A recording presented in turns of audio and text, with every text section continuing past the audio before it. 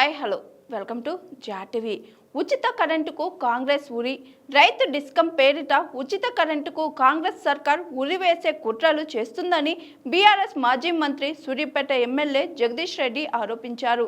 అధికారికంగా వచ్చే వినియోగదారులను సబ్సిడీ పొందే విద్యుత్ కలెక్షన్లను ఉన్న రైతులను వేరు చేసి భవిష్యత్తులో విద్యుత్ రంగాన్ని ప్రైవేటీకరించే ప్రయత్నం చేస్తుందని ధ్వజమెత్తారు.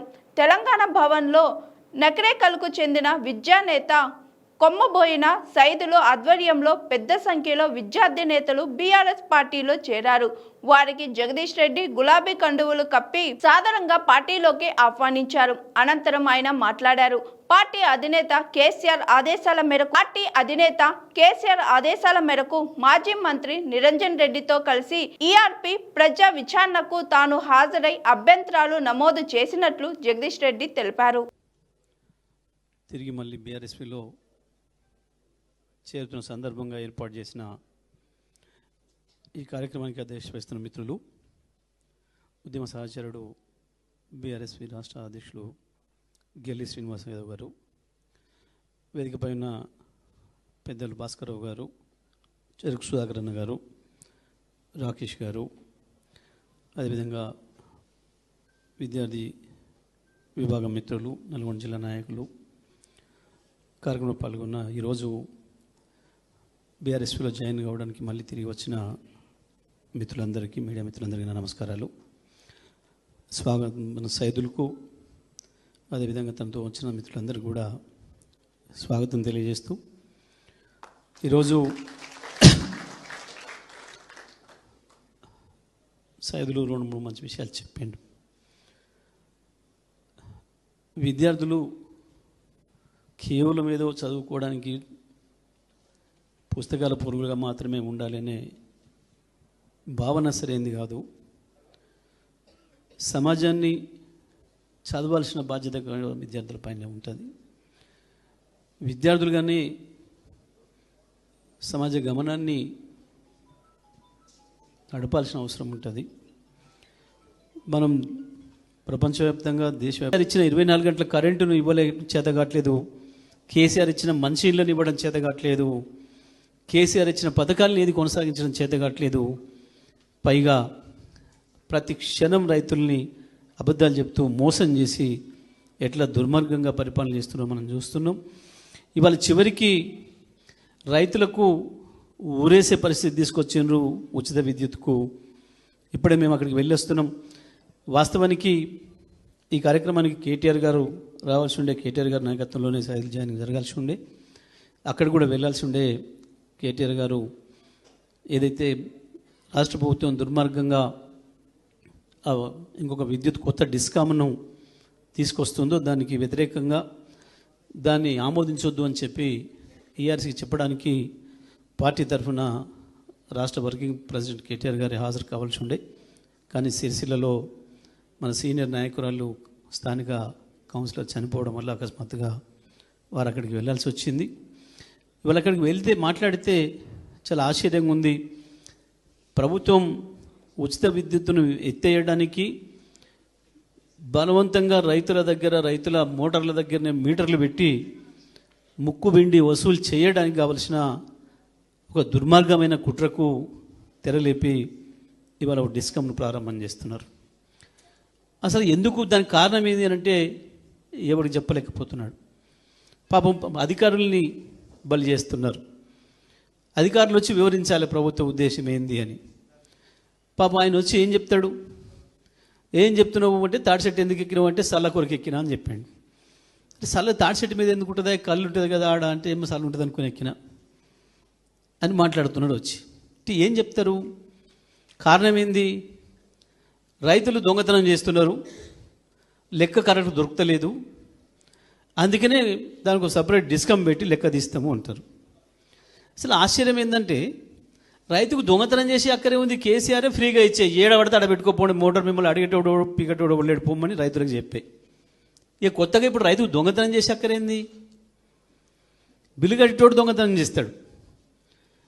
ఒక్క బావులకు బోర్లకే కాదు, ఎక్కడైనా రైతుకు అక్కరబడి ఆఖరికి నీటి ఎద్దడి వచ్చి ఏమన్నా ఒక రెండు తలు తక్కువ పడితే ఆ రోడ్డు ఎమ్మటున్న గుంతలలో కానీ ఆడున్న చిన్న చిన్న వాగులలో కానీ అందుబాటులో చిన్న చిన్న చెరువులో కుంటలో ఉంటే కానీ దాని మీద కూడా మోటార్లు పెట్టుకుంటే కూడా రైతును ఎప్పుడు ముట్టుకోవద్దు అని చెప్పి ఆర్డర్ ఇచ్చి గంత అద్భుతంగా ఉచిత విద్యుత్తును అమలు చేసిండు కేసీఆర్.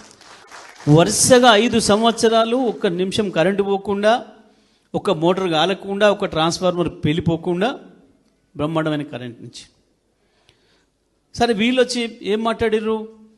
హే కేసీఆర్ ఇయ్యలే కరెంటు మేమే ఇస్తున్నాం, మేమే మంచిగా ఇస్తున్నాం కేసీఆర్ కంటే అని చెప్పబట్టిన 2.5 ఏళ్ళకి వెళ్ళి. మరి మంచిగానే ఇచ్చిన కరెంటుకి ఇప్పుడు ఏం రోగం వచ్చిందని కొత్త డిస్కమ్ కావాలి? మంచిగానే ఇస్తుంటే మళ్ళీ డిస్కమ్ ఎందుకు అంటే సమాధానం లేదు. ఇంకా నాణ్యంగా ఇద్దాం అనుకుంటున్నాం అంటే ఏంది? ఇప్పుడు 6 మోటార్లే పేలిపోతున్నాయి, రోజు కాలిపోతున్నాయి, రేపు 12 మోటార్లు కాలు పెడతారా? ఇంకా ఉచితంగా ఏమి ఇస్తారు? ఇంకా నాణ్యంగా ఏమి ఇస్తారు? కారణం లేదు, చెప్పలేకపోతున్నారు. అసలు కారణం లోపల వేరే ఉంది. ఏంటిది? ఇప్పుడున్న 2 డిస్కామ్లు, నార్త్ డిస్కమ్ కావచ్చు, సదరన్ డిస్కమ్ కావచ్చు, ఈ 2 కూడా ప్రజలకు విద్యుత్ సప్లై చేసి కరెంటు బిల్లు వసూలు చేస్తారు. ఎక్కడ? పరిశ్రమల దగ్గర, వాణిజ్య అవసరాలకు వాడుకునే వాళ్ళ దగ్గర, గృహ వినియోగాలలో ప్రభుత్వం ఇచ్చే సబ్సిడీ తప్ప మిగతాయన్నీ కూడా వాళ్ళు పైసలు వసూలు చేస్తారు, కరెంటు కొనుక్కొస్తారు, దాంతో సప్లై చేస్తారు. అందులో కొంత పరిశ్రమలకు, వాణిజ్య అవసరాలకి, పెద్ద పెద్ద ఇండ్లోళ్ళు 500 యూనిట్ల పైన వాడేటోళ్లకు కొంచెం ధర ఎక్కువ ఇస్తారు. దాంట్లో వచ్చిన పైసలు ఏవైతున్నాయో అవి సబ్సిడీ ద్వారా కింది వర్గాలకు 100-200 యూనిట్లు వాడేటోళ్ళు, లేదా రైతులకు ఇచ్చే సబ్సిడీ, దీని కొరకు ఆ పైసలు ఇప్పుడు ఆదాయం ఉంది కాబట్టి చూపించి, ఎందుకు అనంటే ముందుగానే లైన్లు వేయడానికి, కొత్త ట్రాన్స్ఫార్మర్లు పెట్టడానికి, ఇటువంటి వాటి అన్నిటికీ అడ్వాన్స్గా అప్పు తీసుకొచ్చి ఈ పని చేసి వచ్చే ఆదాయాన్ని మళ్ళీ కడుతుంటారు. మరి ఇప్పుడు ఈ ఉన్న సంస్థలు, వసూలు చేస్తున్న సంస్థలే కడతలేవు అని మీకు వీళ్ళకి అప్పయ్యానంటే అందులో రూపాయి కట్టేటోళ్ళే లేరు. ఇది రైతుల కన్నా అయితే వసూలు చేయని అన్నావు కదా. ఉచిత కరెంటు నువ్వు ఇచ్చేది నిజమే అయితే దానికి ఏం చెల్లొస్తాయి పైసలు? వాడు ఎట్లా కడతా అని చెప్తాడు, అప్పించినోడు ఎట్టిస్తాడు. ఇది కూడా ఎంత అబద్ధపు వాదన! ఇది కూడా పూర్తి అబద్ధపు వాదన. ఏంటిది మరి అసలు కారణం? ఈ 2 వేరు చేసి, ఈ 2 ఆదాయం వసూలు చేసే వాటిని వేరు చేసి, ఎక్కడదాకా మన ఊర్లో ట్రాన్స్ఫార్మర్ దాకా వీళ్ళ కాడ ఉంటాయి, ఎస్పీడీఎస్ఎల్ ఎన్పీడీఎస్ఎల్ కాడ. సబ్స్టేషన్ కూడా వీళ్ళకే ఉంటుంది. సబ్స్టేషన్ నుంచి మన ట్రాన్స్ఫార్మర్కి వచ్చే కరెంట్ వచ్చిందనుక వీళ్ళకే ఉంటుంది అధికారం. ఇక ట్రాన్స్ఫార్మర్ కానించి వెళ్ళి, ఆ బ్రేకర్ కానించి వెళ్ళి కింద ఈ కొత్త సంస్థకి ఇస్తాడు. కరెంటు పోతే ఏం చేయాలి రైతు? లైన్ మెన్ అడగాలి తప్ప పైన ఎవరిని అడగడానికి లేదు, సబ్స్టేషన్కి అడగడానికి లేదు. సబ్స్టేషన్ వేరే కంపెనీ ఉంది, ఇది కాదు డిస్కమ్. ఈ డిస్కమ్ ఉంది కాదు. ఈ డిస్కంలో మీకు దొరికే పెద్ద ఆఫీసర్ ఎవరంటే లైన్మెన్. లైన్మెన్ పరిస్థితి ఏంది? మండలానికి ఒకడు. మిగతా లైన్మెన్లు అంతా వీళ్ళకు ఉంటారు, వసూలు చేసే డిస్కామ్లకు ఉంటారు. 1000 మంది లైన్మెన్లు ఇస్తారట ఈ కంపెనీకి. ఇప్పుడు 13,000 మంది పనిచేస్తున్నారు.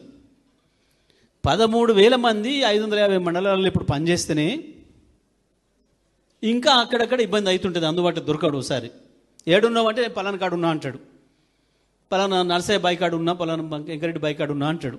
నువ్వు ఫోన్ చేస్తే ఒకటే ఊళ్ళో ఇంకో బాయ్ కాడు ఉంటే బాయ్ కాడు రావడానికి కష్టం, ఇబ్బంది అవుతుంది.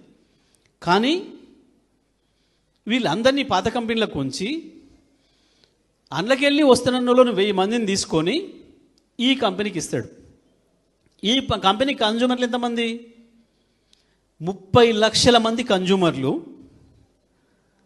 5 లక్షల ట్రాన్స్ఫార్మర్లు, 1000 మంది మెయింటైన్ చేయాలట. చిన్న మండలానికి ఒక్కడు, పెద్ద మండలం అయితే 1.5 మనిషి, మొత్తం మండలానికి ఒక లైన్మెన్. ఇక చూసుకోవాలి రైతులు. ఇప్పుడిగా ట్రాన్స్ఫార్మర్ కాలిపోతే ఎవడు బాగు చేయాలి? ఎవరికి తెలియదు ఇప్పటికి దేశంలో, దేవుని కూడా తెలియదు. ఎందుకంటే ట్రాన్స్ఫార్మర్లు బాగు చేసే కంపెనీ వాంది ఎస్పీడీఎస్ఎల్ ఎన్పీడీసీలో ఉంది, వీనికి ఏడటది. ఇప్పుడు మోటార్ కాలిపోగానే ప్రైవేట్ వాళ్ళ కాడికి ఎట్లా పోతామో ఆ ట్రాన్స్ఫార్మర్ ఎత్తుకొని పోయి బయట చేయించుకోవాలి. ఒక్క లైన్ మ్యాన్ వస్తాడా, అందుతాడా? రైతులే పోవాలి. ట్రాన్స్ఫార్మర్ వస్తే మళ్ళీ 1-2 నెలలు పట్టాలి. ఈ లోపల ఉన్న పొలం ఖతం.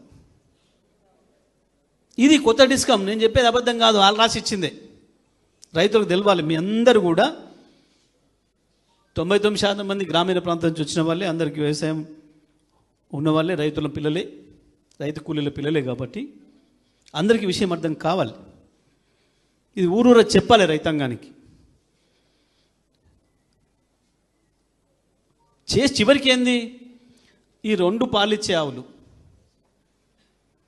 ఎన్పిడిసిఎల్ ఎస్పీడీసీఎల్, ఇక ఈ నష్టం వచ్చే తీసేసినాక సబ్సిడీ ఇవన్నీ వసూలు వచ్చాయి కదా, ఈ రెండింటిని అర్జెంటుగా ప్రైవేట్ వాళ్ళకి అప్పచెప్పాలి. అందులో రేవంత్ రెడ్డి అన్నదో తమ్ముందో పార్ట్నర్షిప్ ఉంటుంది, లేదా ఆర్థిక మంత్రి. Hi, this is Swathi. Like చేయండి, షేర్ చేయండి, కమెంట్ చేయండి అండ్ సబ్స్క్రైబ్ చేయండి GRTV.